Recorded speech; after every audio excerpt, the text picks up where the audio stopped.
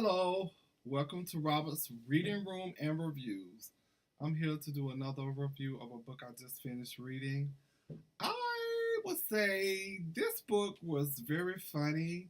It was a Christmas story, of course.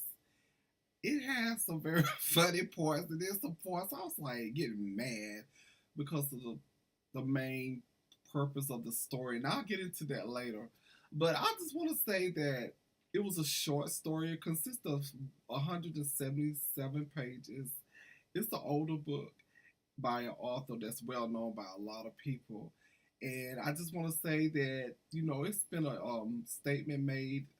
I didn't read the article about he felt that there was nothing wrong with looking at child pornography. I didn't want to click on it because I didn't want to believe it. But if it's true, I was told he's defending a friend of his who was caught in a scandal. I just don't agree with it. I'm just gonna say that. And I had this big book before this I even knew anything about it. So please excuse me. I still read it anyway, and I'm gonna do a review on it. And I'm talking about no other than John Gresham's Skipping Christmas. My coworker, she read it and she also saw the movie, which I actually didn't know it was a movie. She said it came out 10 years ago, and she said it was a pretty good movie. I would like to say this book was very funny to me.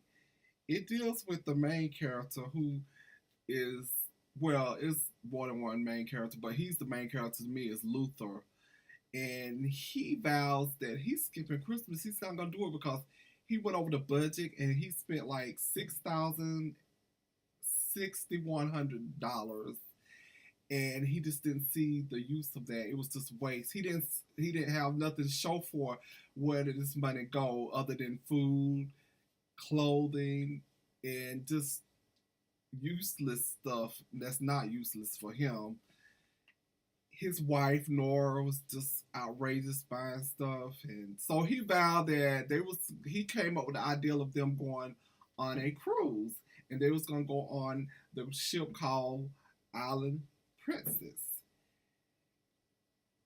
Lo and behold, she started telling her girlfriends, the wives of the neighborhood. They live in a neighborhood by the name of Hemlock Street.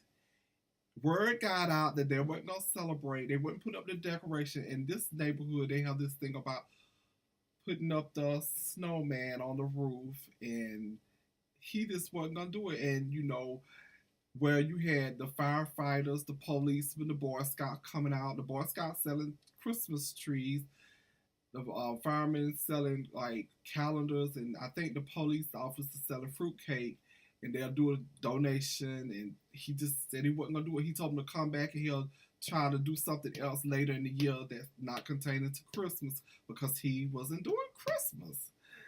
And it just got really crazy because you had all these neighbors trying to force them into celebrating Christmas. I mean, I'm like, if a person don't want to celebrate Christmas, that's their right. Whether they right or wrong, you do you, let them do them. And that's why I got mad in this book. I'm like, these people really trying to just involve themselves in their life. They need to worry about their own lives and what's going on in their own house. And I just got real mad, especially this one man named Vic, who is a professor at this college and makes over 200 figures a year. He got so much pull, and I mean, he was just, oh, sending his son doing just crazy stuff, going up on a long singing Christmas carol when they know that they didn't want to celebrate Christmas. I had a real problem with that. His wife, Luther's wife, Nora, she was going along with him, but as soon as they got a phone call, because their daughter Blair, she had just finished school and she was going to Peru with the Peace Corps to help out over there. She stayed over there, but she phone called and said that she was back in the States, Miami. She was coming home for Christmas. I'm not gonna go into all the details of what took place for us, why she came back and everything. But she came back and she had a surprise for them. So therefore, they had went. Luther and Nora was getting ready. This is like right at Christmas Eve was getting ready to go on this cruise, and she made this phone call, and they was getting ready to go on this cruise, and I was like, that's bad timing. Why don't just speak up? Because he wanted to tell her that, we're not celebrating Christmas. We're gonna go on this cruise. She'll just have to understand. But no, his wife, no, we're gonna do this. And you need to go get a Christmas tree. You need to do this. So he goes and buy a Christmas tree, but they told him when he bought it to go drive slow. The needles was coming out, so he lost all the pine needles. So the Christmas tree was just sick, homely, and everything. He wound up making a deal with his neighbor across the street. They was going out of town to borrow his Christmas tree, so he got one of the neighborhood boys helping put it up and everything. This book was very funny. It had a lot of funny moments in it. I laughed and I wanted to follow it because it was very funny. I thoroughly enjoyed it.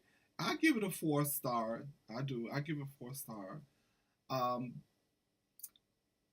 I recommend it. Yes, I would recommend it. It's a short read. It's a quick read. I just love the ending. The ending, what Luther did for his neighbor Walter and Bev.